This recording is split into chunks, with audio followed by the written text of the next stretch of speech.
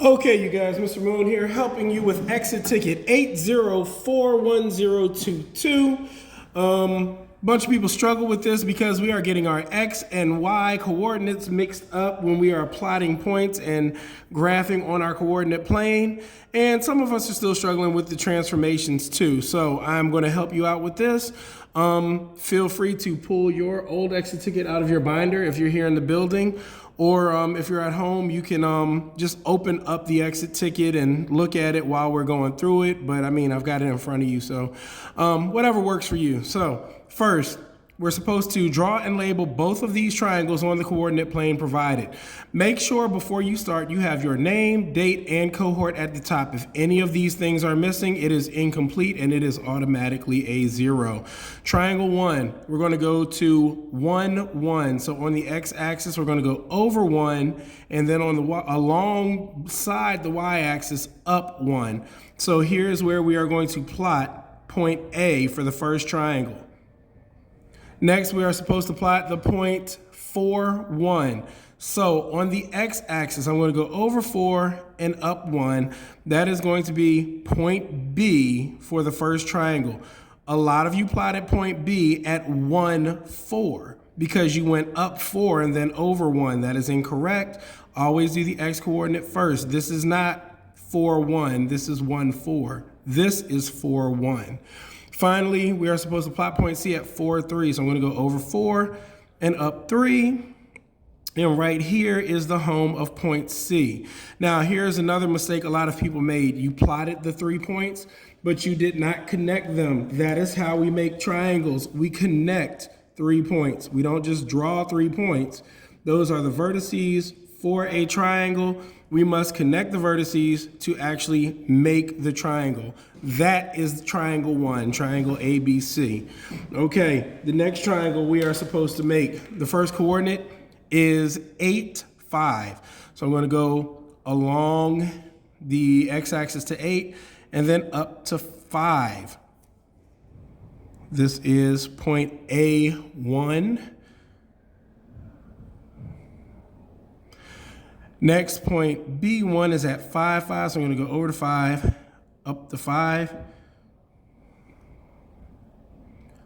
This is going to be B1.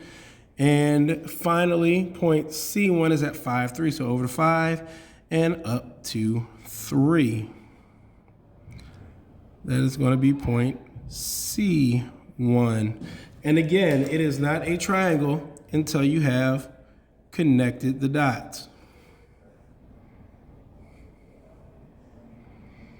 Now I have both of my triangles graphed on the coordinate plane.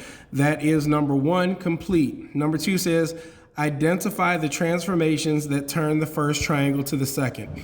We're looking for 2 transformations here. This actually could be done in 1 transformation, which would be, just so we can discuss it, the 1 transformation would be a rotation 180 degrees around this point, which is 4.5, 3.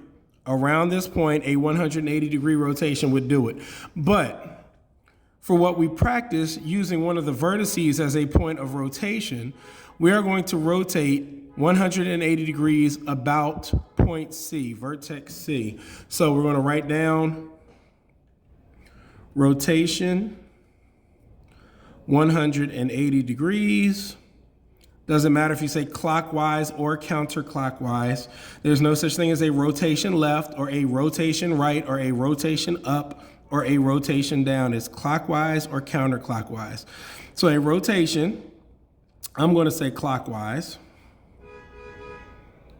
So that would say it's spun around this way. Rotation clockwise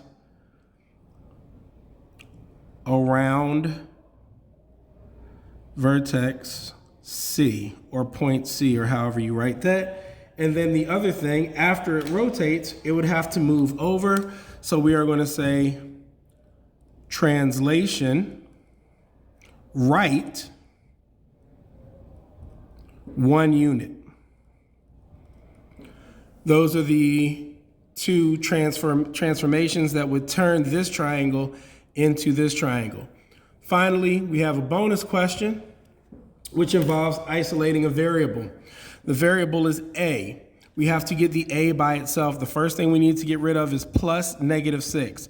Plus -6 is the same thing as -6. So the way we are going to undo -6 is by adding 6. So we're going to add 6 to the left side. The reason I am adding 6 to the left side is to cancel out -6. Because I am adding 6 to the left side, I must also add 6 to the right side. -6 and +6 will cancel each other out. Please come to the front office. From your lesson.